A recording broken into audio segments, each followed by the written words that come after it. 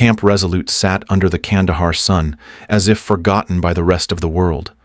Its walls were nothing more than layered sandbags and cracked concrete, a line drawn against an endless desert.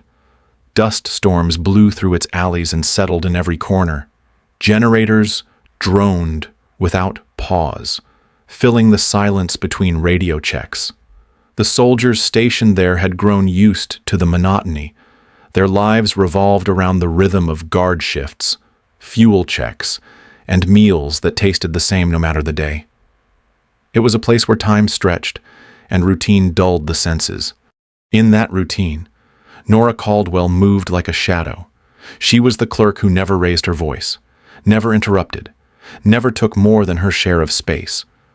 From a battered desk near the operations hut, she typed with a speed that startled anyone who cared to notice, though few ever did. Reports filed, supply numbers logged, messages transcribed. Her responses over the radio were brief and steady. Always the same quiet. Yes, sir. To the majority of the garrison. She was part of the furniture. Useful, only because regulations demanded an administrative presence. Captain Grant Mercer made sure the soldiers saw her that way. He carried himself like a poster for recruitment. Chest out, voice booming, every phrase clipped as if meant for a camera. During briefings, he would turn his polished boots toward her, smirk, and let some remark fall into the open air. Administrative baggage. He called her once, loud enough for laughter to follow. She's here because the manual says we need a clerk, not because anyone needs her. The men chuckled, grateful the target of his scorn wasn't them. Mercer's charisma worked because it was sharp, and because Nora never answered. She would only lower her eyes to the page in front of her, the mask of ordinariness set firm. Yet, not everyone laughed with ease. Private Ethan Cole, barely 19, found himself watching her in the quiet moments. He was young enough to still feel uncertain in his own skin, but he noticed things others ignored. The way she balanced her weight evenly when standing, never leaning or slouching. The way her head turned slightly when distant gunfire carried across the desert, as if she could tell the caliber by sound. Even the measured pace of her handwriting suggested more than an office habit. Ethan wondered about it often, though he lacked the courage to give those thoughts a voice. To his squad, she was invisible, and questioning that risked ridicule. The generator hummed louder outside her window, its vibration shaking dust from the rafters. Paper shifted on her desk, each page a reminder of the dull safety assigned to her role. Around her, rifles leaned against walls, helmets sat where they had been dropped, and the rhythm of war seemed far away. Yet something about the stillness of her posture suggested a different rhythm beneath. Mercer never noticed it. Ethan dared not name it. But the presence was there. In a camp defined by monotony and dismissal, Nora Caldwell was more than she seemed. She wore invisibility like armor, and the first cracks were waiting. The first explosion shook Camp Resolute like the ground itself had turned against them. Mortars slammed into the outer perimeter, tearing sandbags apart and sending shrapnel across the cracked concrete. Dust rose in choking clouds, and the familiar hum of the generator was drowned by the sharp crack of rifles and the thunder of incoming fire. Red lights flashed across the compound as the alarm blared, a shrill reminder of how vulnerable 60 men were against a storm of 180 fighters pressing in from the ridgelines. Captain Grant Mercer barked into his radio, voice raw with urgency, demanding support. The reply came back. Merciless air cover was 20 minutes out. 20 minutes was an eternity when the walls were already shuddering and towers were collapsing. An RPG struck near the north watchpoint, raining concrete fragments onto the men below. Private Ethan Cole ducked hard, coughing as grit filled his lungs, the weight of panic crushing his chest. Through the chaos, Mercer turned with a sneer. His polished boots kicked up dust as he shoved a jammed M4 rifle against Nora Caldwell's chest. His grin was cruel, cutting through the noise with mockery. "Here, Secretary. Try not to point it at yourself." he said. Soldiers nearby smirked despite the chaos, waiting for her to fumble and prove his words right. But Nora did not fumble. She dropped low behind cover, calm amid the storm. Her hands worked with quiet precision, easing the bolt, stripping the mag, clearing the fouled chamber. Ethan froze in disbelief, watching her fingers move with mechanical certainty. In less than 10 seconds, the jam was gone, the weapon whole again, ready for use. The expectation of panic dissolved into silence, at least among those close enough to see. For Ethan, it was the first crack in the mask that had hidden her for so long. Another mortar struck, closer this time, rattling teeth and bones. Shouts rang across the radio breach at the eastern wall, squads in disarray. Amid the noise, Nora tilted her head, listening past the chaos. Her eyes narrowed toward the northeast ridge. A sharp crack echoed, distinct and deliberate. She counted under her breath, waiting for the delayed thump of impact. 760 meters. Her lips moved faintly, marking the rhythm. Sniper, northeast ridge, she murmured, voice steady, even as the compound shook. Ethan crouched beside her, heart racing, his voice trembling. What did you say? She did not look at him. Instead, she handed him instruction with quiet authority. Tell Mercer to move 2nd Squad south 20 meters. If not, they'll be caught. Ethan sprinted through the dust, desperate to be heard. Mercer waved him off, too busy shouting into his radio, spittle flying with every order. The warning evaporated in the noise of command ignored. Seconds later, the Dragunov spoke again.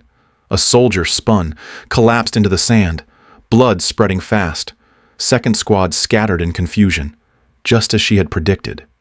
The camp groaned under the assault.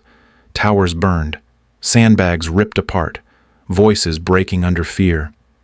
Yet in the chaos, Nora's presence was different. Calm, precise, unnervingly certain. For the first time, Ethan saw her not as baggage but as something else entirely. Someone who carried discipline like a blade hidden in plain sight. The eastern wall collapsed under the weight of fire. Wire and sandbags torn wide open as fighters poured through the breach. Automatic fire thundered against the interior barricades. Soldiers scrambled in confusion, some firing blindly, others falling back. In the supply bunker, Nora Caldwell was already moving with a calmness that clashed against the chaos outside. Her hands packed her vest with deliberate speed, magazines aligned by touch, each one flipped to the same orientation for fast reloads. Medical kits slid into place, gauze sealed, tourniquets looped for one-handed use. A slim combat blade found its sheath at her chest. The motion fluid and practiced. There was no hesitation, no wasted movement. Ethan Cole stood frozen in the doorway, realizing he was watching someone who had done this before. The breach roared closer, boots slamming into the yard. A fighter burst through the haze, rifle raised toward Ethan, his hands locked, panic stealing his training. Nora moved before he could react. The knife flashed once in the dust, swift and silent. The man collapsed at Ethan's feet, throat cut clean. In the same breath, she wrenched Ethan's rifle from his hands and pressed the stock to her shoulder.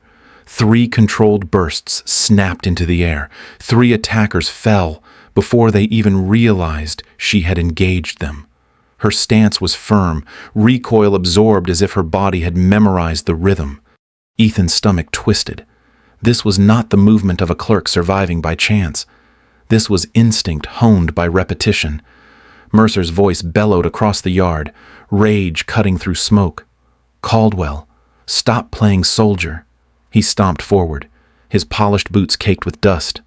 He shoved his own rifle against her chest, daring her to falter. Here, try mine. Maybe you'll understand the difference between a toy and a weapon. The weapon was fouled, a double feed jam lodged in the chamber. He knew it, and so did she. His grin widened, sure she would choke under the pressure of his challenge. Ethan held his breath, eyes locked on her hands. Nora didn't flinch. The magazine dropped. The bolt was yanked. The casing cleared. Her fingers stripped and reset the rifle in a blur. 9 seconds later, she slammed the forward assist home with a decisive snap. The weapon was whole again, ready to fire. Mercer's grin faltered, disbelief flickering in his eyes. As she shifted the rifle to her shoulder, Ethan's gaze caught on the edge of her vest where the fabric gaped slightly. Beneath the straps, across the curve of her shoulder, was a scar. It was shaped like a starburst, deep and weathered, carved by years of rifles pressed into the same place. His throat tightened. It was not the mark of an administrator. It was the signature of someone forged by recoil and battlefield repetition.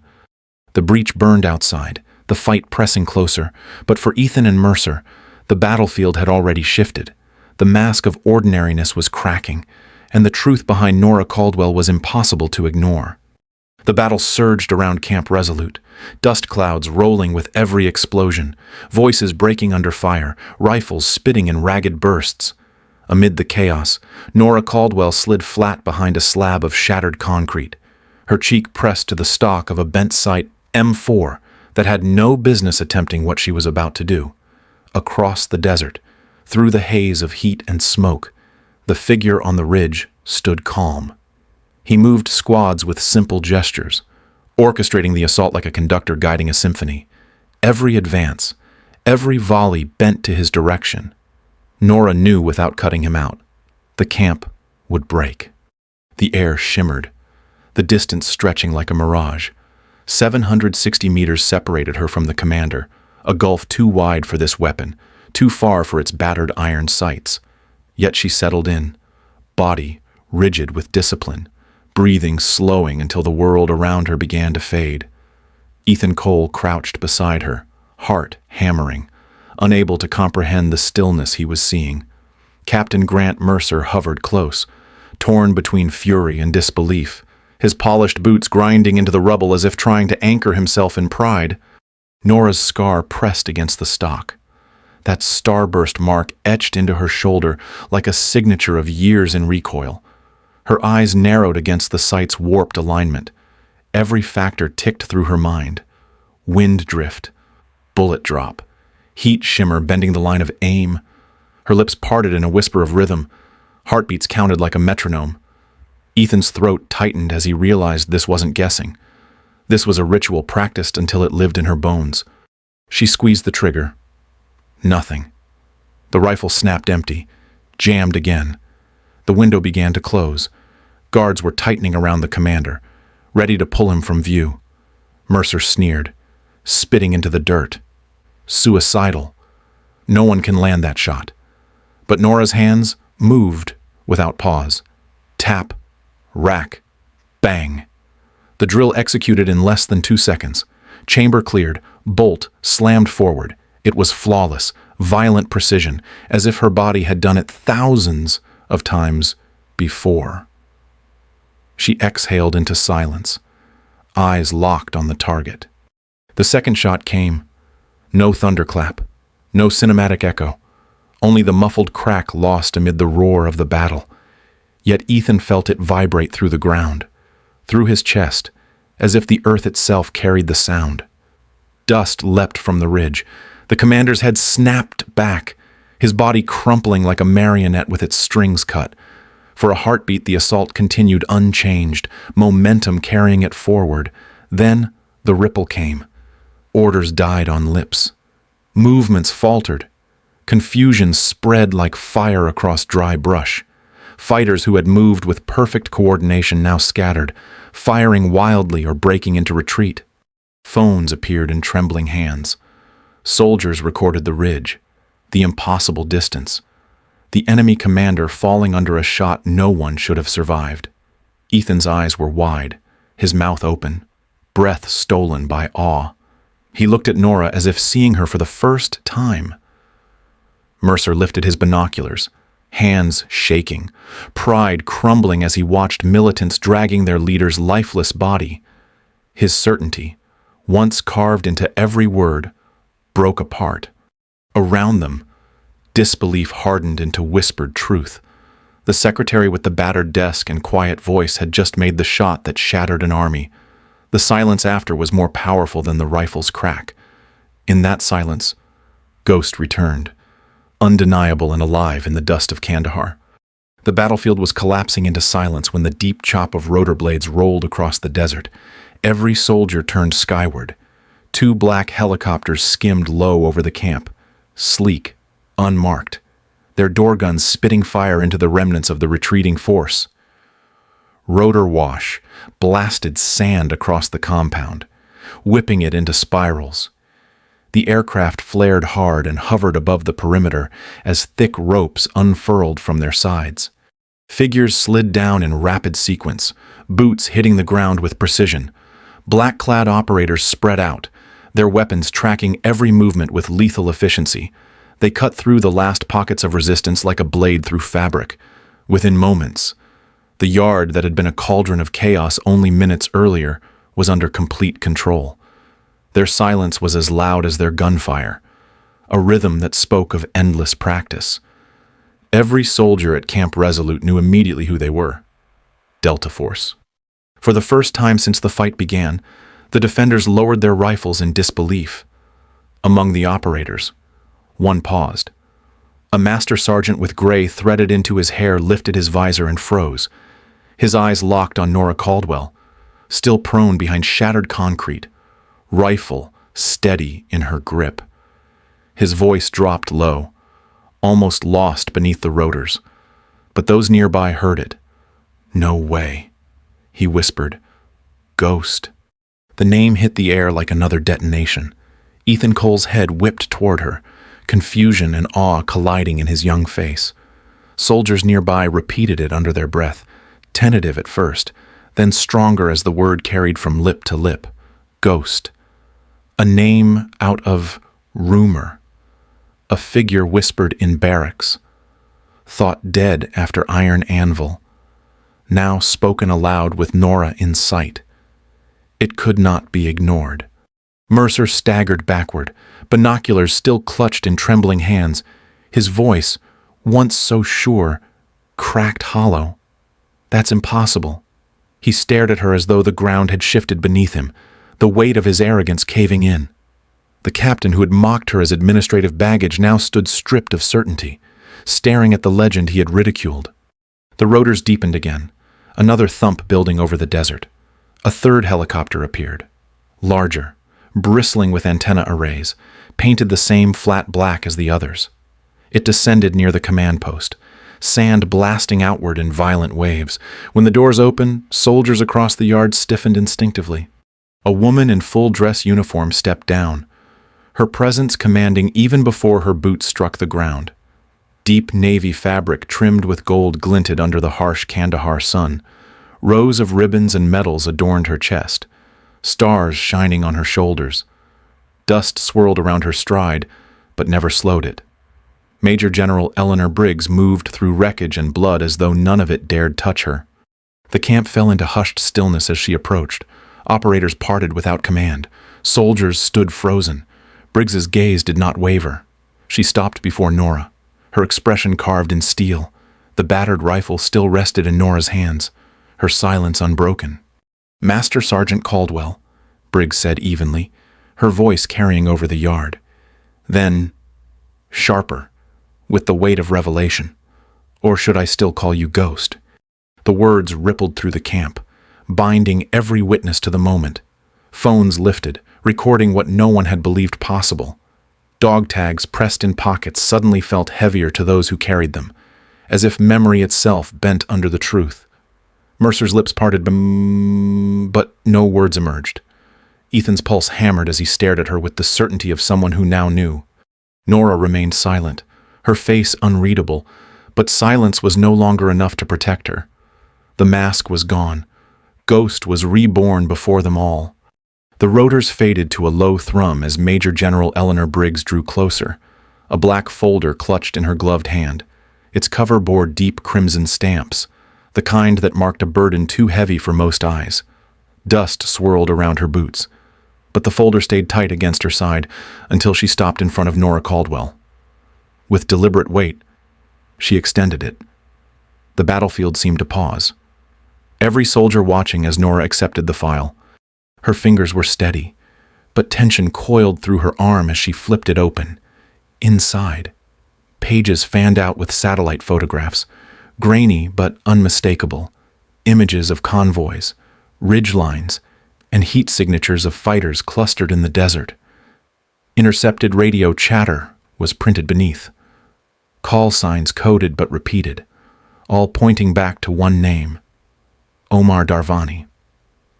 The ink circled it again and again, as if to sear the truth deeper into her sight. Nora's throat tightened.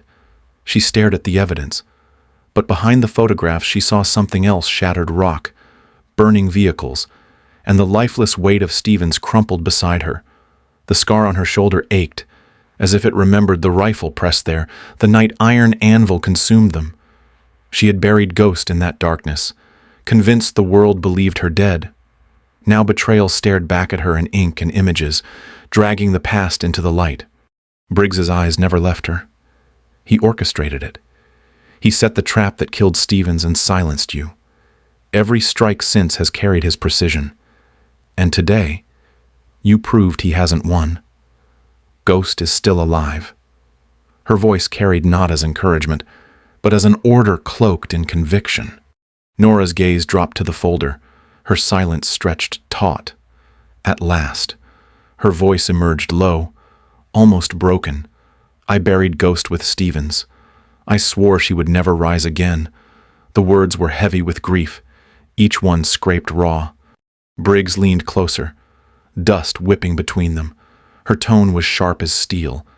You can bury a name, you can hide behind paper, but when it mattered, Ghost stepped out.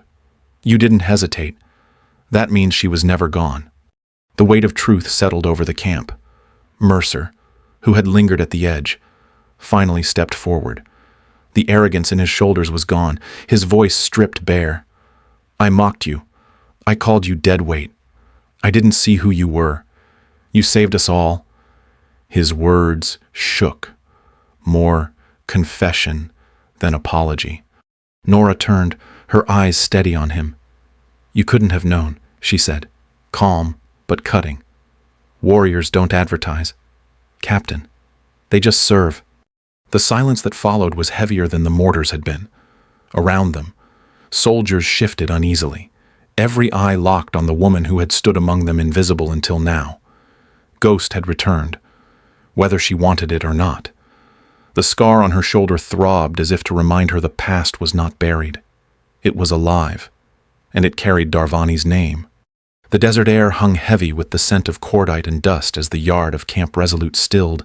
Soldiers lined themselves in rows without command, their movements subdued, almost reverent. No words passed between them, yet their silence carried more weight than any cheer could. At the center of that quiet stood Nora Caldwell. The dog tags Briggs had returned rested cold against her chest, the steel catching the last light of the fading sun. The simple chain glimmered like a key to a locked past. Each clink against her uniform, a reminder that invisibility was gone. She moved with deliberate calm toward the waiting Blackhawk. Its rotors chopped the air, the wash pulling grit into spirals across the compound. Ethan Cole watched from the edge of the line, rifle slung low. When she passed, he lifted his chin in a small, certain nod. It was the only acknowledgement he could offer. But it was enough. She caught it and returned the faintest glimmer in her eyes, a recognition that needed no words. Just beyond him, Mercer stood stiff, helmet tucked awkwardly beneath one arm. Shame dragged at his posture. His eyes avoided hers, as though staring too long would force him to reckon with every word he had once spoken. Nora grasped the frame of the helicopter door. The dog tags pressed close to her collar by the wind. She stepped inside among Delta operators who accepted her presence without hesitation. To them, she belonged. The Black Hawk's interior swallowed her figure as the ramp closed, engines roaring higher, carrying her away from the camp she could never again fade into. High above, the ridge lay wrapped in dusk. A shadowed figure lowered binoculars, the glass still warm from the fading sun. The reflection of the camp's chaos shimmered in the lenses before vanishing into his gloved hand. He pressed a radio close. Voice, calm and certain, almost satisfied. Ghost is alive. Prepare the hunt. The words hissed into static and disappeared into the night, carried by the desert wind toward unseen ears. The helicopter banked north, its lights dimmed, rotors thundering. On the ground, soldiers stood rooted in silence. Some felt pride, others unease, but all carried forward a truth they could not deny. Ghost was no longer rumor. She had risen, and the hunt had already begun. The Black Hawk banked north, rotors hammering the night into submission. Inside the cabin, the air was sharp with the smell of oil and sweat, the roar of engines mixing with the thrum that vibrated through the steel floor. Wind tore through the open door, cold against Nora Caldwell's face as she sat rigid among black-clad operators. Her hand closed around the dog tags pressed to her chest, the metal biting her palm, weight heavy with memory. Beyond the door stretched the ridgelines, jagged silhouettes against a dark horizon that seemed to beckon her forward. Major General Eleanor Briggs leaned close, voice low but unyielding even against the noise. "Operation Silent Storm begins now," she said.